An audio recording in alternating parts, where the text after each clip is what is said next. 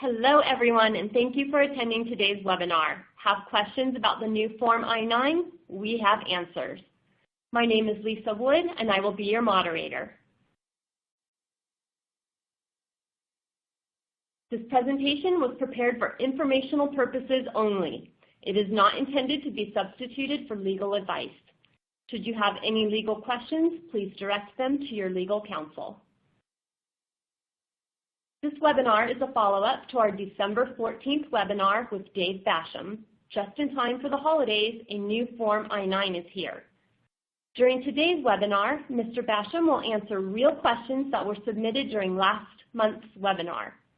The recording of that webinar is available on YouTube. Your host for today's question and answer session is again Dave Basham, Outreach Analyst with U.S. Citizenship and Immigration Services. You can review Dave's full bio by clicking the Speaker Bio widget. I will now turn it over to Dave. Hey, thanks a lot, Lisa, and a quick shout out to HireRight for having me back on. It was a great session we had back early December, and a ton of questions were sent in, so I think it was a great idea to have me back on just to address as many questions as we can. So without further ado, we're going to jump into several dozen of these questions, and Lisa, why don't you go ahead and give me the first question? Perfect. Dave, here you go. Question 1. Who can be considered an authorized representative for completing an I-9 with remote employees? Anyone can be considered your authorized representative. I will tell you this, if you're having someone complete Section 2 on your firm's behalf, that when they're completing Section 2, that block where they print their name, they sign their name, when it says title, that in that title block they're putting authorized representative. They're not putting their actual professional title, like if they're the bank president or if they're the store manager, they're putting authorized representative. So back to you, Lisa. Perfect. Question number 2. Does the new form require a wet signature, or can the I-9 be electronically signed? And we're saying the new form. What we're talking about is this revised I-9 that came out effective 14 November that you have to start using by the morning of January 22nd. And that form, you can be filled out via the fillable form, which if you go on to our I-9 Central website, you pull it down, it'll pull down in the fillable format, although you can still fill it out pen to paper. But using the fillable form, you cannot use any kind of electronic signature. You cannot use any kind of electronic date. When you're completing, after page 1 is completed, if you're using the fillable form format, you still need to print it off, and the employee still needs to use that pen or pencil to sign and to date, and the same thing goes for page 2 with the employer actually signing and date or their authorized representative. So back to you, Lisa. Perfect, Dave. Question number 3. You said that you only need to keep the I-9 for 3 years after the date of hire. Does that mean you destroy an I-9 for a current employee after they have completed 3 years of employment? Great question, but no, you do not destroy an I-9 for those individuals that are still working for you. So let's go over a couple things on that. First of all, for any employee that you hired after November 6, 1986, and they're still working for you, you need to have completed an I-9 on them, and you need to maintain that I-9. Well, we're talking about that 3-year, 1-year rule is in relation to the retention of an I-9, meaning once an individual has left your firm. So if they're still working for you after that November 6, 86 hire date, then you have to have an I-9 on them. But once they've left your firm, you either will retain that I-9 for either 3 years after the date employment started, or 1 year after the date they were hired, whichever date is latter. With that, back to you. Perfect. Question number 4. If you fill out the form with paper and pen, do you still have to enter NA on the optional fields? Does the NA rule apply to Section 2 as well? Yes, if you're filling out the form pen to paper, you have to still abide by the rules. The rules apply the same for whether you're filling out pen to paper or you're filling it out via the fillable form. So if the rules state a specific block that if an entry is not put in there, you must put NA, yes, you must put NA, whether it's pen to paper or on the fillable. And does the NA rule apply to Section 2 as well? Well, and it's not the NA rule. I always like to tell everybody, go to your instructions pages and look at each block what needs to be filled in, and that will tell you specifically whether NA needs to be filled in that field or not. Back to you, Lisa. Fantastic. Question number 5. If the employer fills out the fillable form for the employee, is that considered a preparer? Yes, if the employer fills out that Section 1 for the employee, maybe I came in to fill out my forms that first day and my hand was hurting, and Lisa, maybe she was the employer, and I say, Lisa, it really hurts to write. Will you complete Section 1 for me? I'll tell her what to write or type in those blocks. Yes, she can do that, but because she prepared it, she needs to fill in that fillable form. Fantastic. Question number 6. Is the Form I-9 required for independent contractors? When we say independent contractors, and that's a good one, we tell you that you need to complete as the employer an I-9 on all your new hires. But when we talk about those independent contractors, what we're talking about are those individuals that you don't set the hours for, or provide the equipment, etc. Meaning maybe you have a company that's come in and put an addition onto your company business building right there. You wouldn't have to complete an I-9 on them. We liken many of those independent contractors, and one group might be those, what I refer to as those 1099 employees. Those individuals you wouldn't have to complete an I-9 on. Now, I'm not telling you 100% of the time that a 1099 doesn't have to be completed on an individual, because it really gets down to your legal counsel and your HR personnel discussing what's the true relationship with your firm and that independent contractor. Beautiful. Jumping to question 7. Do we have to get the completed I-9 for owner-operators in the transportation industry? And it's not in it's not a specific industry where you don't have to complete an I-9 here or there, okay? When we say owner-operators, the I-9, and if you go to the M274 handbook, which is our handbook for employers, guidance on completing the I-9, I think it's on page 3 of the current I-9 as it stands today here in January of 2017, states anybody that receives any kind of remuneration for their services. So if an owner-operator is being paid by their company to work for that company, then they'll have to complete an I-9. But the key is to look at that specific paragraph in regards to who an I-9 needs to be completed for. Back to you, Lisa. Question number 8.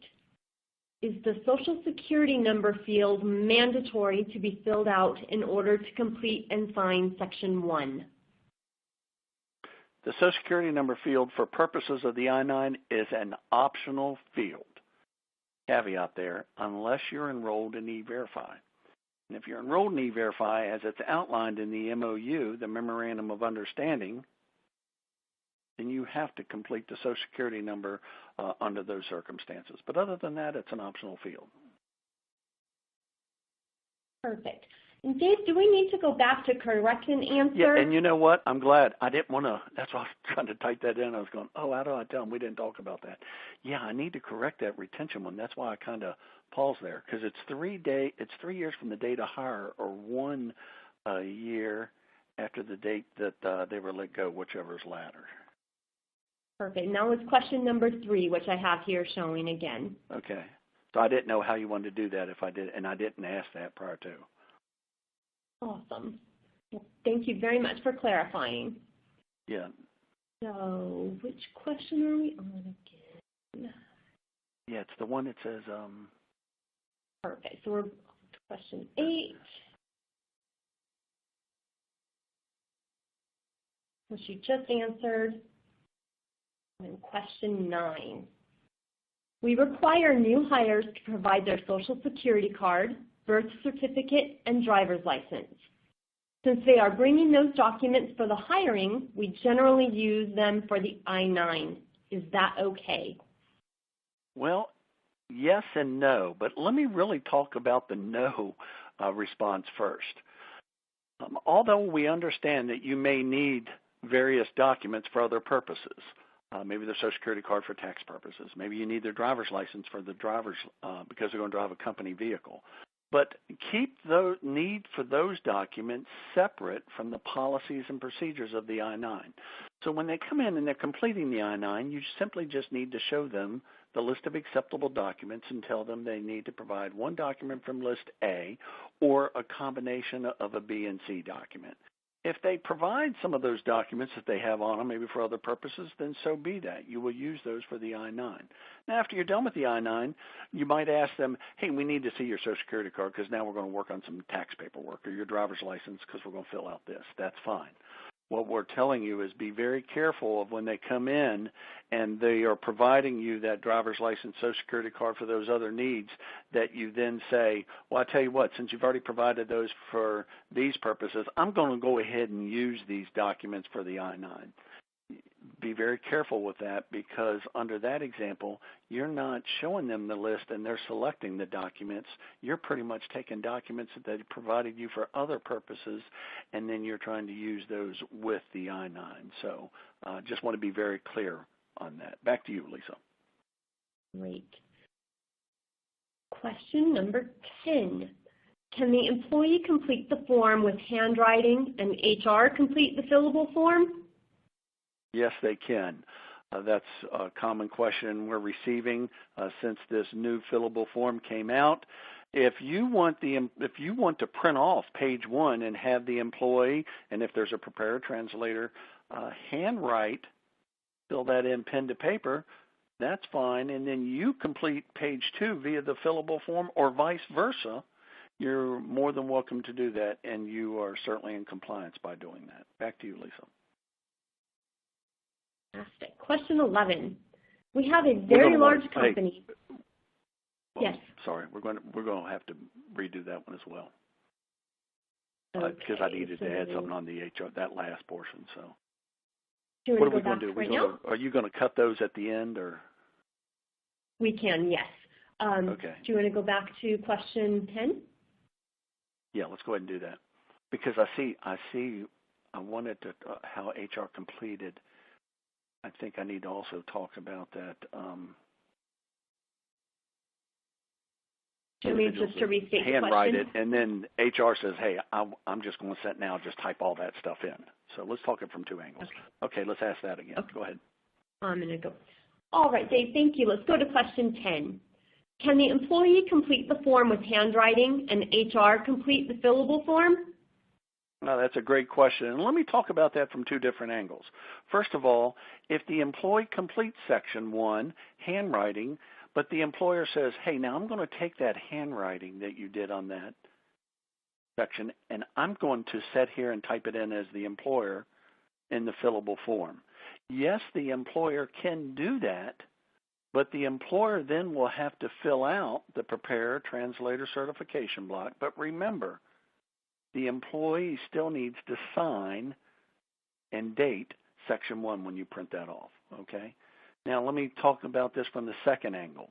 Another question, and in regards to that same area, we're having employers ask, Dave, can we have the employee and the preparer translator fill out page 1 via handwriting, pen to paper, but we, the employer, are going to complete section 2 and 3, page 2 of the I-9 via the fillable form? Can we do that? Yes, you can.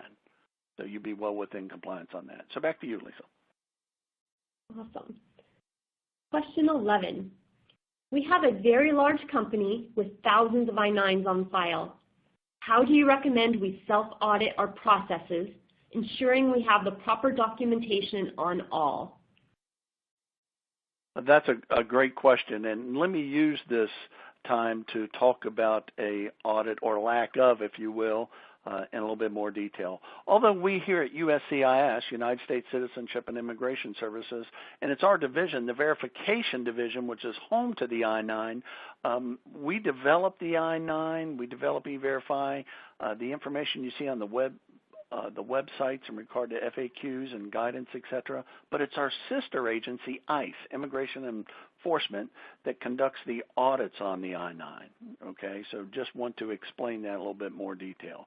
But in regards to a self-audit, yes, we would simply recommend, and I'm sure ICE does many times as well in their image program, to, if you have a large company, why don't you just take an X amount percentage or a handful randomly drawn and look at those I-9s, and that should give you a pattern of, hey, here's some of the common mistakes that we're seeing or areas that you might need to look at in more depth with your existing I-9s, as well as ensure that the individuals within your company that are completing the I-9, being Section 2 and overseeing the employee completing Section 1, that they understand the actual instructions for completing those moving forward. So with that, back to you, Lisa.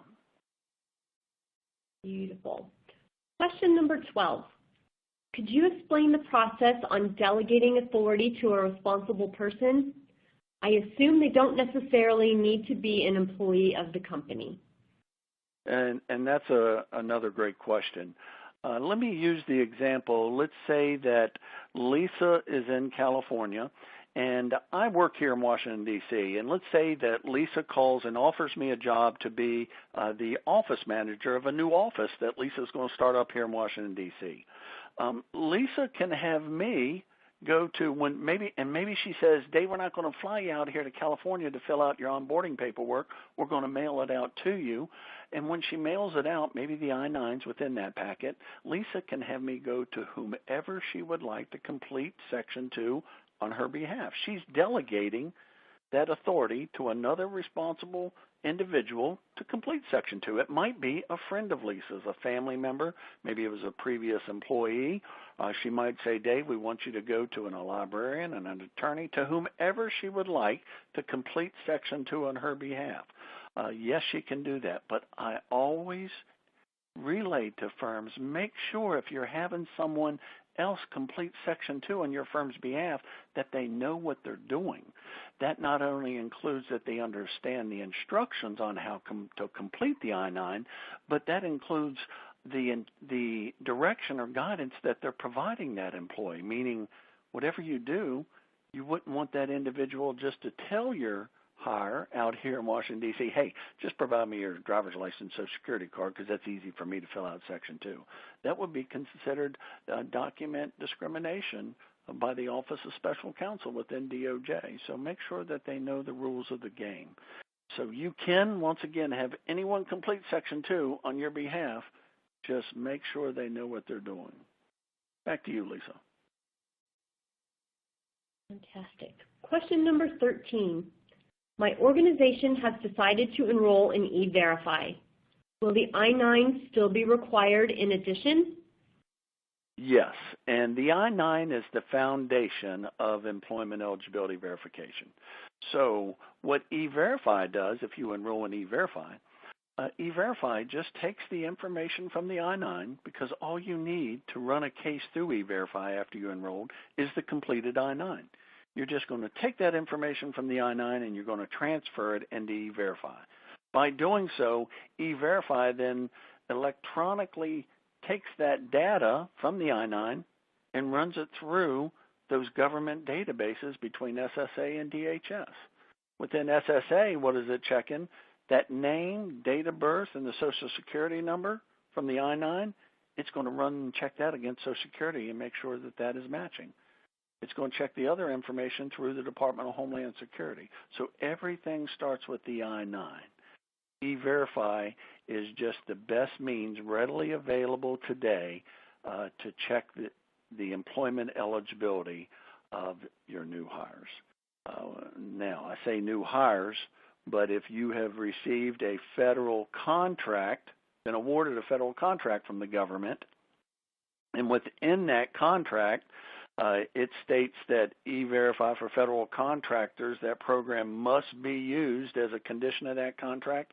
You're not only going to run your new hires through E-Verify, but you're going to run your existing hires that are performing direct work on that contract as well. So with that, back to you, Lisa. Beautiful. And I jumped the gun a little bit on question 14 there.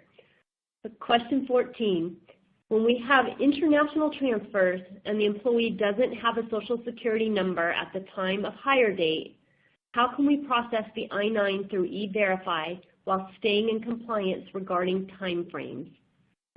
That's great. We may have touched that a little bit while ago, but let's go a little bit more into detail. We understand that there's individuals that will be, are entering our country for whether it be employment or they're going to school. And once they come into our country, they may have applied for a Social Security number, but they haven't received it yet. Now you're going to hire them. You've hired them. They're completing the I-9. You're enrolled in E-Verify. They get to that Social Security number block, and you're reminding them that they must put that Social Security number in there. Why? Because you're enrolled in E-Verify, and they say, hey, I've applied for it, but I haven't received it yet. Under those circumstances, have them continue to complete the I-9. As long as they can provide that List A or the B and C document, they're good to go. We don't want to hinder them because they haven't received that Social Security number yet. Now, what do you do in regards to running them through E-Verify?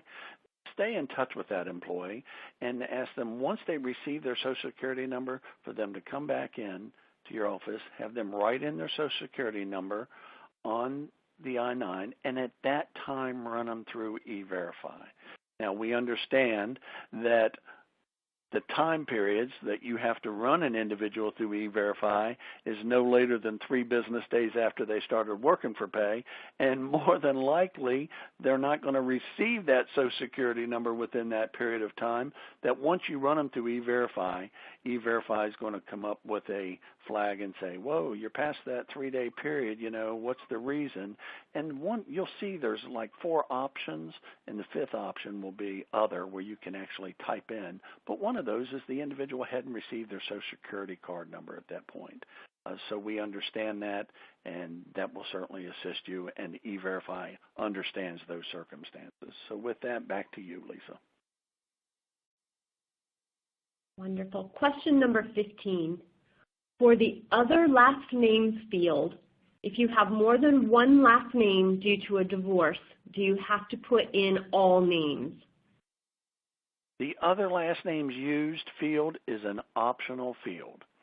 If they don't want to put any other last names used, whether it be, hey, they don't have any, they never used any, maybe they have some, but they don't want to put them in. Or maybe they've used 3 or 4, but they only want to put in 1. It's an optional field. They can put whatever they would like, or they don't have to put anything at all. But as the rules state on the revised I-9, if any other last name used is not entered into that block, the employee must enter NA. So with that, back to you, Lisa. Wonderful, Dave. Question 16. If you have a few I-9 forms on file that were not completed on the first day, how can you correct those forms? Now, based on that question, let me talk about that from 2 different question angles, if you will. Maybe the question we're asking individuals, and I get this from 2 different angles, that's why I bring this up. Hey, Dave, we've been having the I-9 completed within 3 days, but we didn't know that the employee needed to complete their subsections on the first day. How can we correct that? Well, you can't go and make the correction of dates because that's when the actual date when the individual completed that. Just make corrective action as you move forward on those dates of completing the I-9. That's the subsections with the employee, that employee information, and the attestation section is completed on day 1, but you, the employer, have up to 3 business days after they started working for pay to complete section 2. Now, Lisa, let me tell you, let's just redo this whole question. You want to start from scratch? Yeah, let's do that. Okay, awesome. Isn't this fantastic? Okay, Dave, let's go to question 16. If you have a few I-9 forms on file that were not completed on the first day, how can you correct those forms? Great question, and Lisa, let me talk about this from two different angles of that question. First, if they weren't completed on the first day, maybe you just totally forgot to complete the I-9 with the individual. And now it's been like 2 weeks after they started work for pay. What do? Well, you need to bring them in, have them complete Section 1, date the Section 1 that day you had them complete it. Don't have them backdate it to 2 weeks ago when you should have had them complete. Then you give them the 3 business days from the date that they dated there in Section 1 to provide you those documents, and then you, the employer, then complete Section 2 when they show you those documents, and you put that actual day that you saw Section 2. But in the event that individuals that, not that you forgot about it, but you've had individuals come in and you've always been under the understanding, hey, we have 3 business days to complete the I-9. And we've been having Dave individuals complete Section 1 on that second or third day after they started working for pay. Well, you can't go back and make a correction on the form because you can't change those dates backwards by any means. You just need to make corrective action as you move forward in completing the I-9s to realize that that employee information and the employee attestation section needs to be completed by the employee no later than the first day they start working for pay, and that you, the employer, have up to 3 business days to complete Section 2. So with that, back to you, Lisa. Fantastic, Dave. Question number 17. What is considered a preparer or translator? Great question. What's considered a preparer? Someone that has to prepare the I-9. Somebody that has to write down that information there in Section 1. I hurt my hand that day I came in to complete the I-9.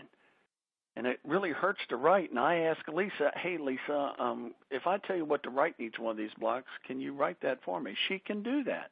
She would be the preparer, but she has to complete the Preparer Translator Certification block, stating that she helped prepare that portion. Or a translator. Maybe an individual can't read English. Maybe English is not their primary language. Maybe it's Spanish.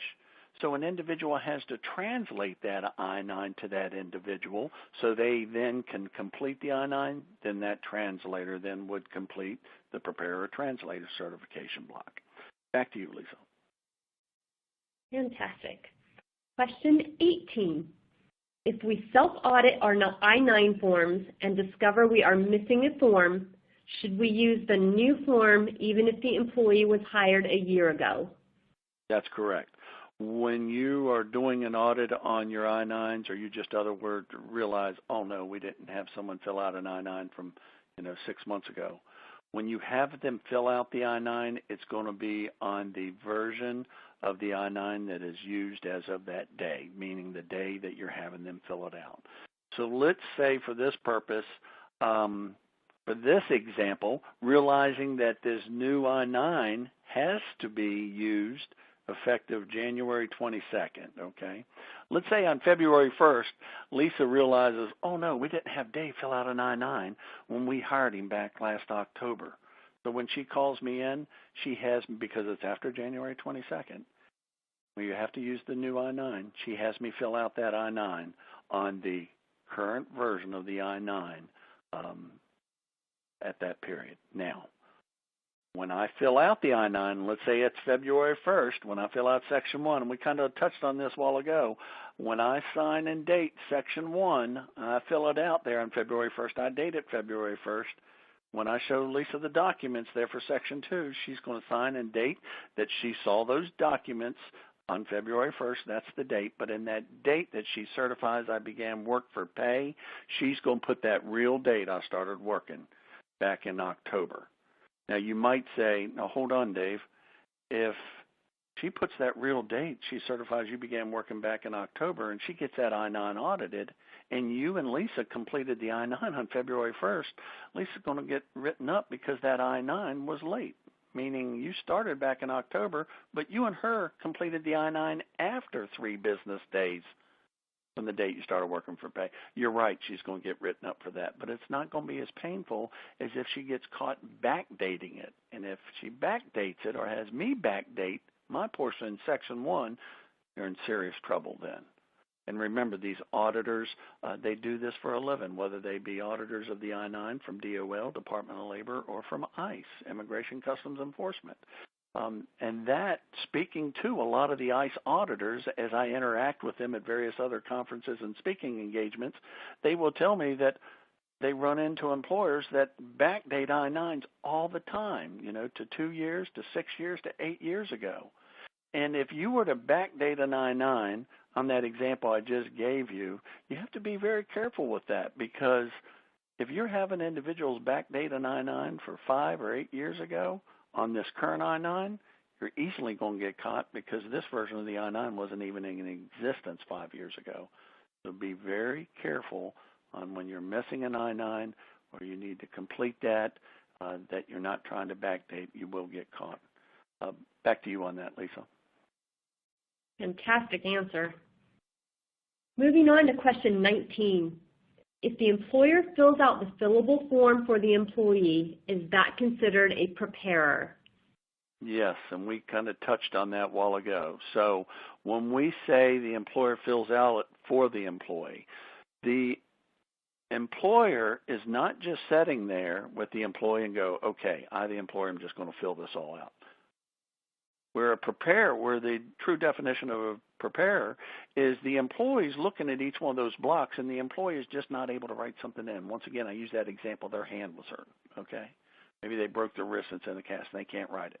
And they're telling that employer or that individual within the company or whoever, hey, will you write that information in for me, okay? The employee is telling that individual what to put in there. Then that individual would be the preparer, and that's a true preparer. Whatever you do, employer, don't sit there and fill out Section 1 and then you show the employee and go, hey, is all that information correct I put in Section 1? That's not the true definition of a preparer, and you would be out of compliance if you did such. So with that, back to you, Lisa. Moving on to question 20. Can an employer fill out Section 1 for an employee, or must the employee type the information into Section 1 themselves? That's kind of tied right in with the last question, one of those others where we ask about who truly fills out Section 1. So the question asks, must the employee type in, can the employer fill out Section 1, or must the employee type in the information in Section 1 themselves? So if that question is really talking about the fillable form, the employer can be the one that sits there and types the information in Section 1 on the fillable form that the employee is telling them, meaning the employer says, hey, I type fast, so you tell me what to enter in each one of these blocks and I'll type it in. Then I, the employer, can sit there and what's your last name? Oh, your last name's Basham. Now type in Basham. What's your first name? Barry. And then they type in Barry.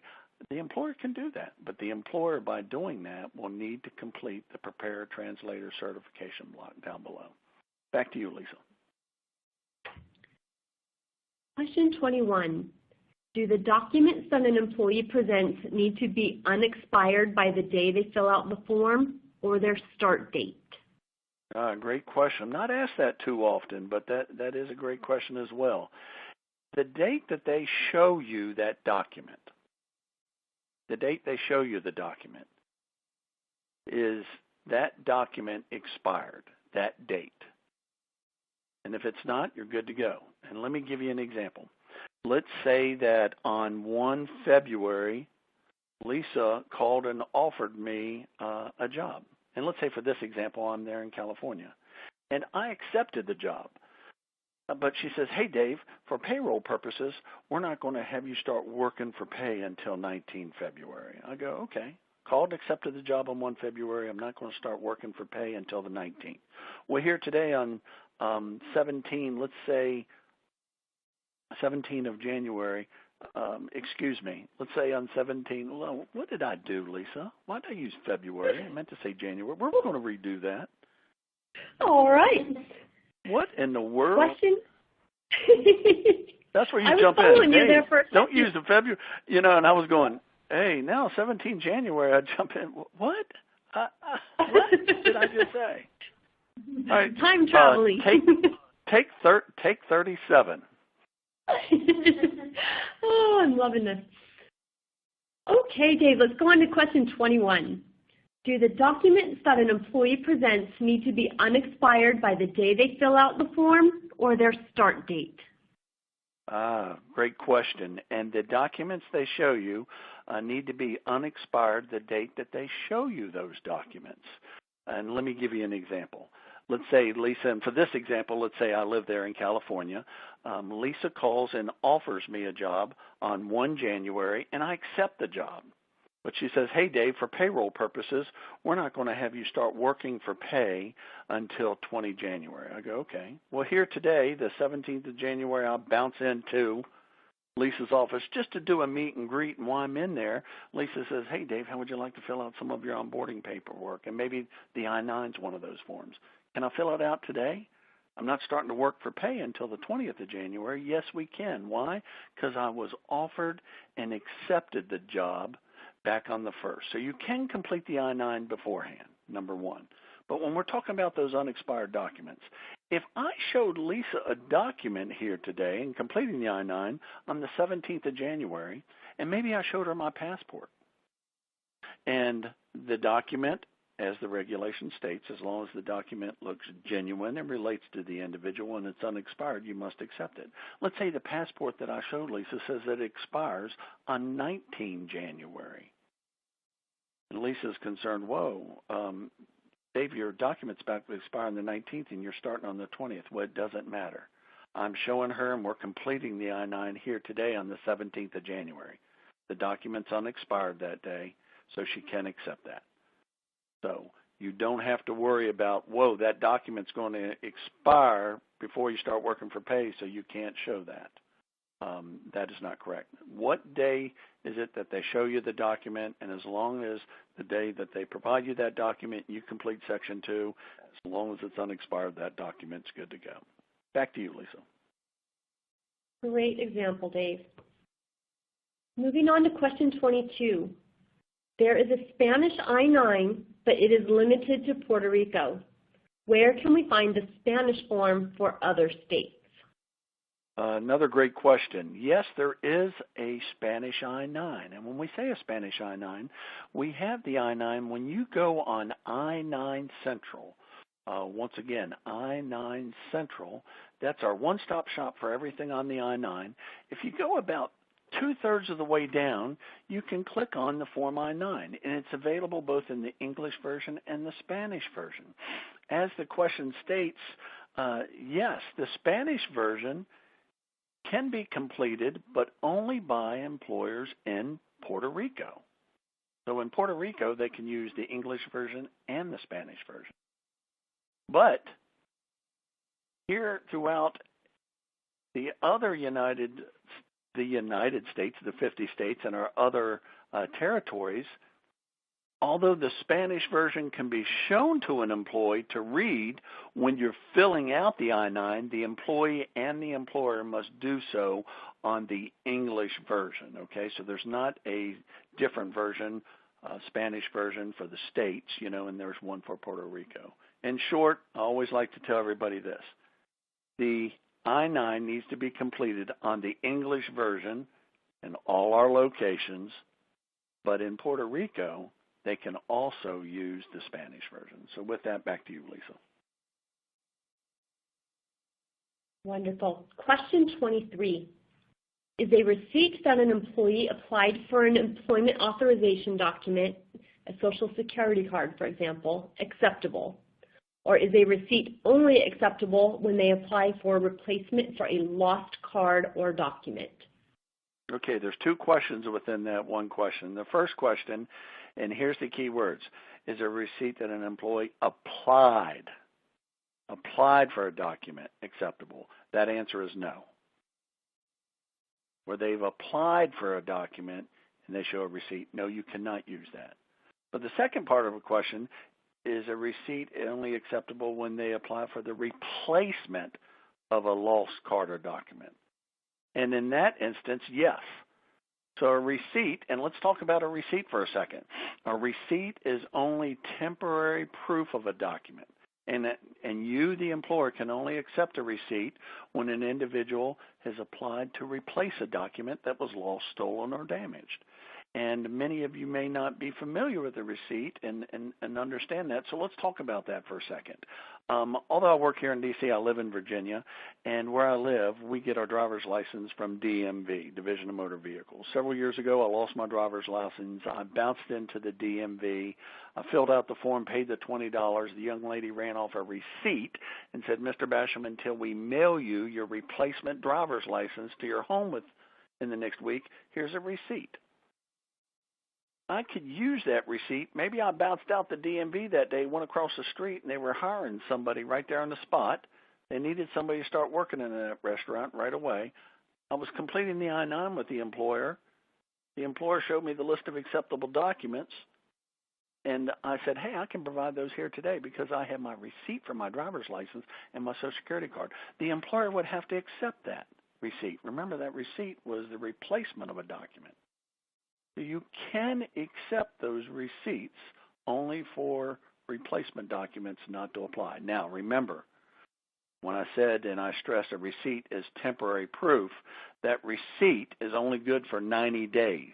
That means if I showed that receipt for that driver's license to that employer and she accepted that along with my Social Security card, that 90 days from the day I started working for pay, that I have to show that employer my actual driver's license.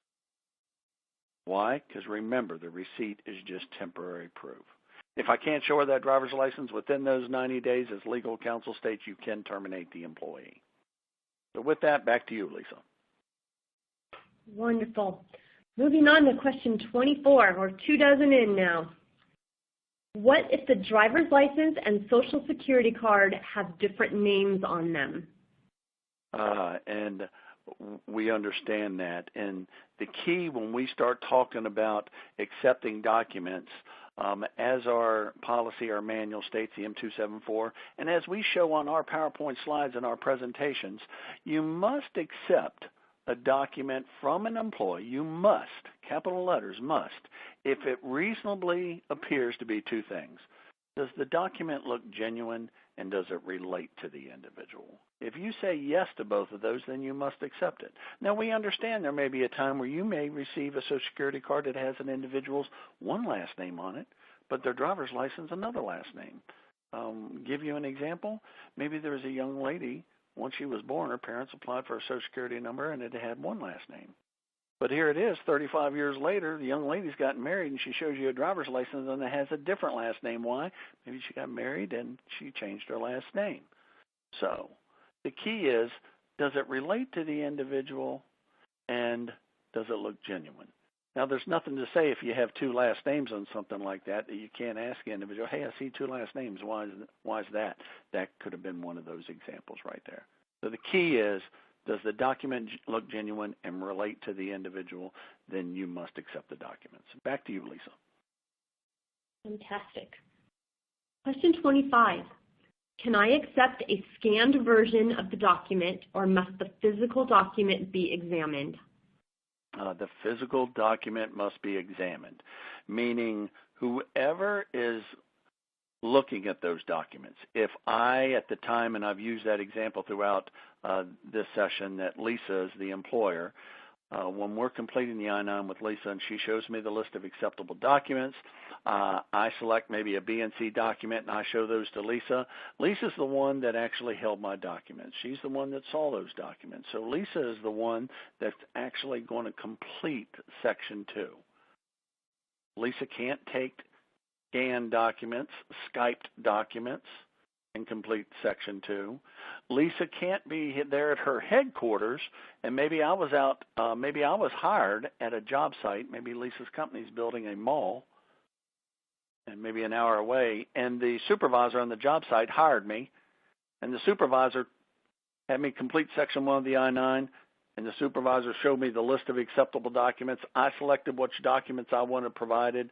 I provided those to that job site supervisor. He made a copy of them, and attached them to the I-9 where I completed Section 1, and if he sent that I-9 back to Lisa there at headquarters, Lisa can't take those copies of those and then fill out Section 2. Remember, it's the individual that sees the documents, holds the documents, is the individual that completes Section 2 and then certifies down below by printing their name, sign, date, address, that they're the individual that saw and completed Section 2. Back to you, Lisa. Fantastic. Question number 26.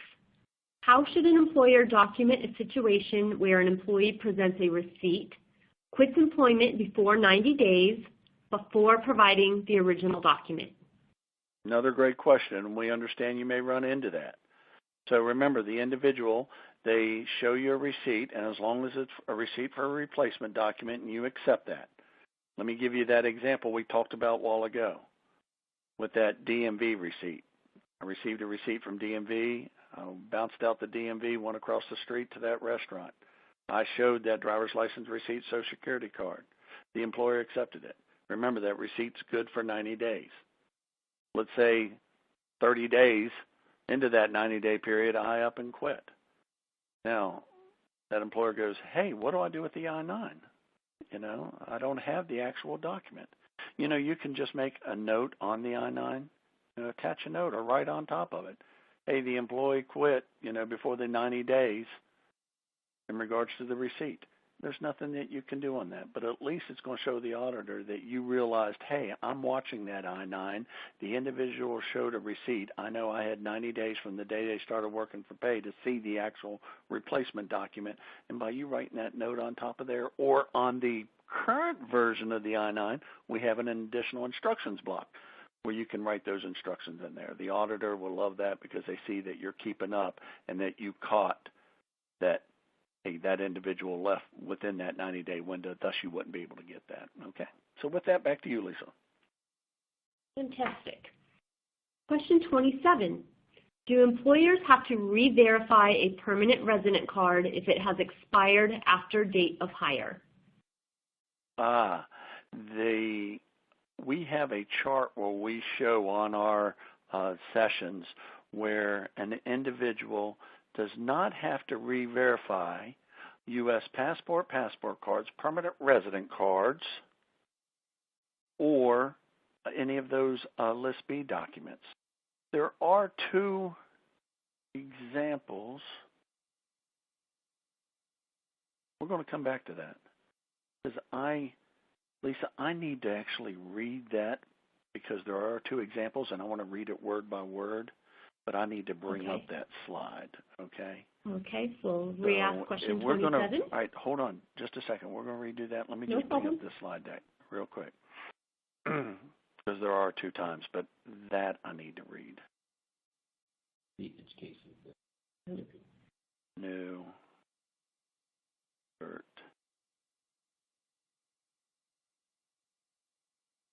Nehemiah.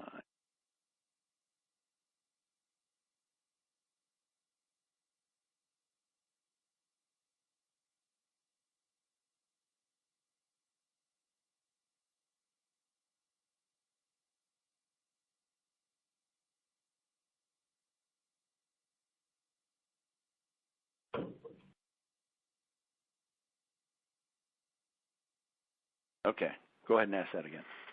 Take 37. I think we're 39 now. Just kidding. Take 87. Perfect. Question number 27. Do employers have to re-verify a permanent resident card if it has expired after date of hire? After the date of hire, it's expired. The key is, has it expired after the date of hire? No, you do not. Remember, if the card was unexpired from the date that they provided you the card, then it's good to go. Now, that is kind of a yes and no. I just told you where you don't have to, but there are two exceptions when you would have to re-verify a permanent resident card, and those exceptions are this. You would re-verify that permanent resident card only if the employee presented an I-94 with the temporary I-551 stamp or a foreign passport with a temporary I-551 stamp on that machine-readable immigrant visa, that MRIV. So those are only the two times under a permanent resident card where you would have to re-verify that document. Back to you, Lisa. Fantastic. Question number 28. Do we need to complete a new I-9 form for all existing employees after January 21st, 2017, or only for new hires and name changes? The only time that you have to use this Form I-9 is after January 21st, meaning you wake up in the morning of January 22nd here in 2017, you must complete the I-9 on the new version of the I-9. Any other version used, previous version, you would be out of compliance. Now, the question states, though, do we have to fill it out after January 21st only for new hires and name changes? Name changes, you do not have to complete Section 3 to record a name change, that re-verification section. You don't have to. Our rule states you may complete Section 3 if an individual changes their biographical information, such as a name change. You may. You don't have to. But the key word in completing the I-9 is uniformity. What you do for one, you do for all. So if you complete Section 3 to record a name change of an individual, you better do it for everyone that changes their name. With that, back to you, Lisa. Very interesting. Question 29. If an employer has been making copies of verification documents and attaching them to the I-9, but wants to change and not continue to make copies, is that possible to do? And if so, what do we need to do? Oh, that's a great question. And that kind of ties into that uniformity word that I was using in the previous question. And in regards to that, so in this situation, an employer used to make the copies. Now they want to stop, but they're concerned, hey, is that going to be an issue? You know, you can simply do a memorandum for record. And this is just a suggestion. This is not the rule, but you can do a memorandum for file, maybe on company letterhead, on company letterhead, effective January 17, 2017, our previous policy in regards to copying documents of the I-9 was we would make copies, but this date moving forward, we will no longer make copies, and then slip that in the file. If you have an audit, internal or external, on your I-9s and you get questions, hey, why did you make copies of all these I-9s, but then you stopped all right here? What's up with that? You pull that memorandum out, end of story, okay? This really goes back to strengthen my comment of auditors or those inspectors love to see policies or see notes on why you are or not doing various items or stops such as this. So with that, back to you, Lisa. Wonderful. Question number 30. Does a Native American tribal document satisfy both List B and List C, or does the employee need to provide a different document? That's a great question as well. And yes, you will see that's the one document that's listed both under List B and C. But let me tell you this. If an employee, the time you show them the list of acceptable documents, they show you that document they go, oh, here you go. And you could say, well, what is that document for? Is that the List B or C? And they tell you, maybe it's List B. And then you say, well, I need to see a List C document. They may say, well, that's under List C too. I want to use that as well. Then, yeah, you see how to handle that versus they provide you the Native American tribal document and you knowing that that's a B and C document and you just start filling that in for B and C. You need to ask them, is this is your B document? Yes. All right. Show me a List C document. If they say, hey, I want to use that same one, then that's good to go. Okay? So with that, back to you, Lisa. Fantastic. Question number 31. If you are a business that is open 7 days a week and an employee starts on a Friday, would you count Saturday and Sunday as business days? Yes, because the way it states is that you have 3 business days after the date they started working for pay to complete Section 2 of the I-9. And let's talk about that definition a little bit. If Lisa's company was only open, let's say for this example, Monday through Friday and closed on Saturday and Sunday, If I started working for pay on a Monday, the I-9 would need to be completed by Thursday. Why Thursday? Because it's 3 business days after I started working for pay. 3 business days after Monday. That would be Tuesday, Wednesday, Thursday. In this example, Lisa's company is closed on Saturday and Sunday. Let's say I started working for pay on a Thursday. Based on that, the I-9 would need to be completed the following Tuesday. Why? I started for work on Thursday. Friday be day 1. She's closed on Saturday and Sunday. Day 2 would be Monday. Day 3 would be Tuesday. Now, I see this question talks about if you're open 7 days a week. Well, if those are your official business days, then you would need to count Saturday and Sunday. So in this example, if you're open 7 days a week and I started working for pay on a Thursday, when would the I-9 need to be complete to be compliant? That would be Friday, Saturday, Sunday is when the I-9 needs to be complete. So with that, back to you, Lisa. Wonderful. Question number 32. Do you have to obtain I-9 forms from U.S. citizens hired by a U.S.-based organization but who work in countries outside the United States? Now, the key portion to that sentence is, but who work in countries outside of the U.S.? You do not have to complete an I-9 on an individual that is performing work outside the United States. And let me define that a little bit. Let's say that I am going to work for a computer company that is outside the United States. Lisa's company hires me. I accept the job, and she says, Dave, you're going to start working for pay in 1 February, and here's the address, let's just say over in England. And so I fly to England, and I start to work over there. Under that circumstance, I don't have to complete an I-9. You don't have to have an I-9 on me because I'm performing work over in England. Now, if Lisa hired me and I'm going to perform that job over in England, but she says, hey, Dave, on your first day of work, we want you to report here to our office in California for some briefings and sign some paperwork, and I'm going to be working there.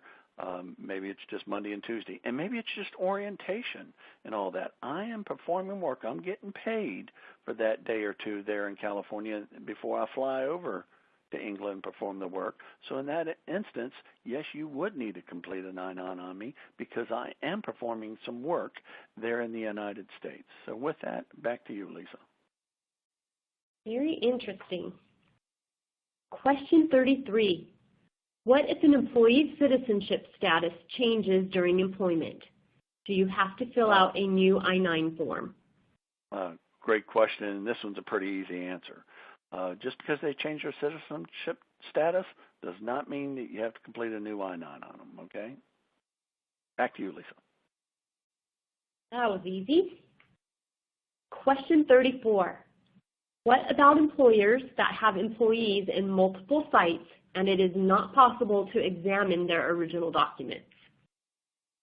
Well, we can't tell you that under certain circumstances the employer doesn't have to check them because the rule states that the documents that the individual provides, that list A or B and C documents, whoever examines those documents must do so via the original documents. The only thing that we can tell you is you may need to change your business practice to be able to adhere to that rule. If you're having someone else check them and then that they are just making copies and sending them to you there in the headquarters to fill out Section 2, you would not be in compliance. So with that, back to you, Lisa. Dave, we're moving on to our final question, number 35. What if we receive a notarized copy of a document, but they did not fill out Section 2? Can we fill it out? No, it's the individual that actually saw that document, that held that document, is the individual that needs to complete Section 2, sign and date it. So with that, I'll go back to you, Lisa and John. Wonderful. Okay. Hi, my name is John Byrne, and I'm the product manager of our I-9 and E-Verify solutions. HireRight is well known for our background screening services, but some of you might not be aware that we also offer solutions to assist companies with managing their I-9s as well as their E-Verify submissions. Give HireRight a call to learn more about our I-9 service offering and how it can help you. Also want to let you know that we'll be hosting a webinar on March 8th where we'll be sharing exciting new features and services for our I-9 solution. Watch for your invitation. And thank you for attending today's HireRight webinar, and back to you, Lisa. Wonderful. Dave, thank you so much. Today's session has been Hey, very I think we need to informative. redo that one question, though, don't we? The retention one? We need to go back. I thought we redid it already. Did we redo that? Yes. If we did, that's cool. I know I told you, and I know we redid some others, but if we redid that, that's cool. But yes. I don't recall. We went back and redid that one first. We did? Yep. Okay. 3 years from the date, Sure 1 year did. to the date. Okay. All righty. Perfect. So I'm going to read you this final slide. So thank you for attending today's presentation. Have a wonderful day. And Dave, thank you for presenting such awesome information. Thanks a lot. Have a great day.